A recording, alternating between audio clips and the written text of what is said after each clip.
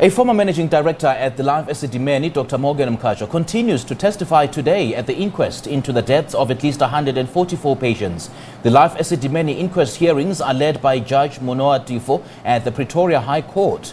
144 psychiatric patients died tragically after being transferred to private institutions when the health department cancelled its contract with Life Esidemeni in 2017. The inquest is expected to decide whether the officials and the political players are criminally liable. Let's now catch up with our reporter Chriselda Lewis, who's been following the inquest since it started. A very good morning to you, Chriselda. Thank you so much for joining us. Now take us through the testimonies that the court has heard so far pertaining to the Life Esidemeni crisis.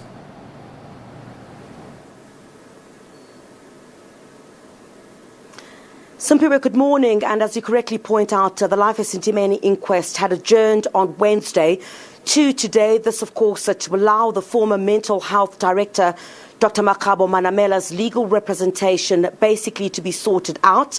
The problem was that her current counsel was also appearing for two other employees of the Gauteng Health Department, and there might be a conflict of interest in terms of the representation there. But this morning, yes, the cross-examination of the former Life Esidemeni Managing Director, Dr. Morgan Mkhatshwa, will continue. So earlier this week, Dr. Mkhatshwa basically told the virtual Pretoria High Court sitting, looking into who should be held criminally liable for the deaths of more than 140 mental health care users, that he had warned the Gauteng Health Department multiple times of fatal consequences if they allowed the transfers to take place. He also said he resigned because he could no longer deal with politicians whom he said did not want to listen.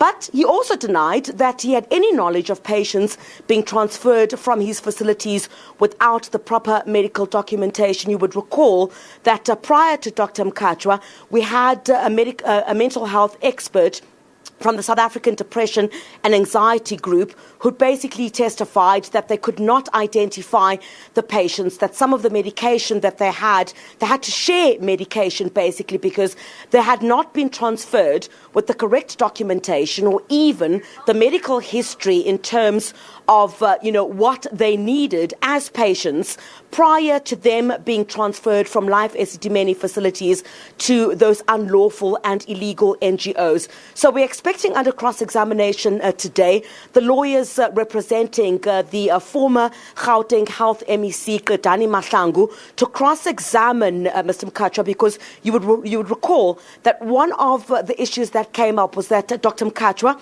had indicated that he had multiple times said to Dr. Bani Selebano, who was the head of department at the Gauteng Health Department at the time, warning him that this process should be stopped. Basically, he summed it up by saying that the process itself was rushed. There was no time. But Dr. Selebano's lawyers, in cross-examination, had basically said their client did not speak to Dr. Mkhatshwa about that. There were no such warnings that had taken place. So Dr. Mkhatshwa basically accusing Dr. Selebano of a selective amnesia, insisting that he had basically had that conversation with Dr. Selebano. So we're expecting the same to take place today under cross-examination with the lawyers for the former health MEC, Dani Mahlangu, are expected to cross-examine Dr. Mkhatshwa. All right, Chriselda, we rely on you to give us the update on that particular story. Thank you so much for joining us. We'll touch base with you a little later on. That was our reporter Chriselda Lewis. She's been following the inquest into the deaths of 144 mental health patients in the Life Esidemeni crisis.